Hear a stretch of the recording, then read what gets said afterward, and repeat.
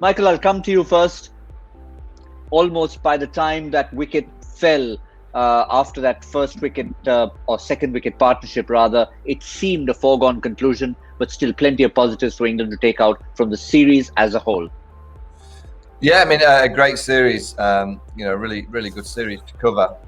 Plenty of real skill on offer. I just look at England and I don't think they adapted.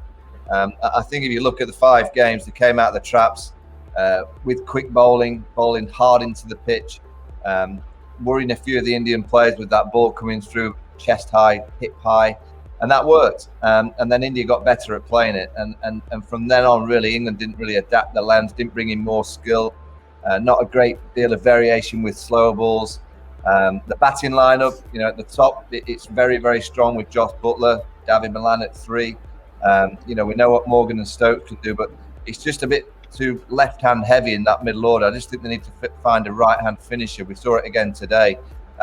So it's not doom and gloom. If you're ever going to have a series where you find out a few things that you need to improve upon, this is the series to do it for England, and they have to then go away, come back with a couple of new solutions for the time of the World Cup in a few months' time.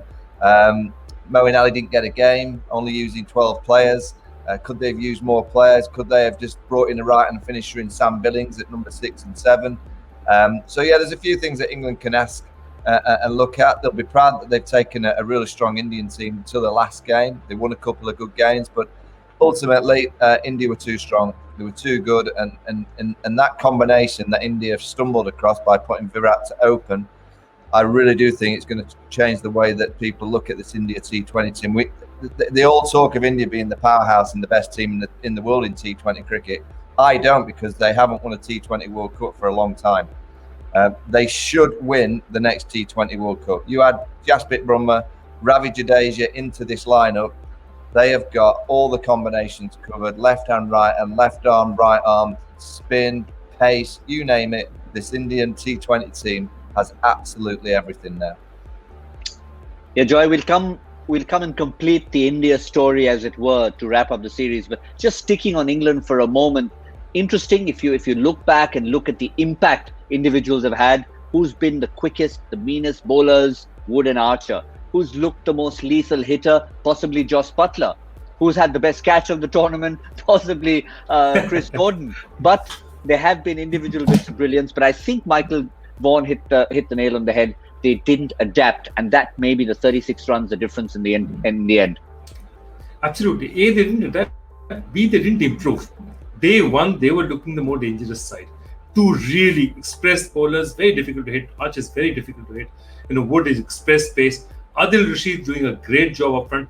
They looked the side, and the point of it was, India did a far better job of interpreting the English attack and the English, batters than batsmen than England did. It was a case of adaptation. It was a case of the guys who worked hard at saying what we can do. I have one more point out here, and I genuinely believe that because Indian subcontinental pitches are so unforgiving, okay, by and large, you'll see Indian, Pakistan, Sri Lankan, Bangladeshi bowlers better at the slower, at the knuckle, the variation, simply because they need it more.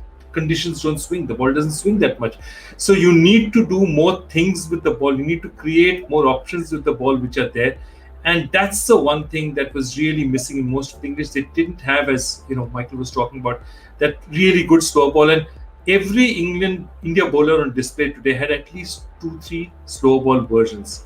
I mean, Bhuvi has a behind the arm, he has a knuckle, he has a slightly off spinner kind of delivery. They have a lot of variety of slow balls, not just one slow ball.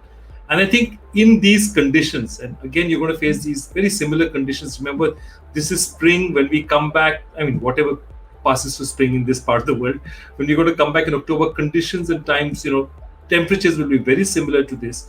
So, you're going to find exactly the same conditions. They need more variety for their bowlers to learn, because these bowlers are very good bowlers. You don't want to change the likes of Archer and Wood, but they need to have a little more, a few more weapons in their armory when they come back.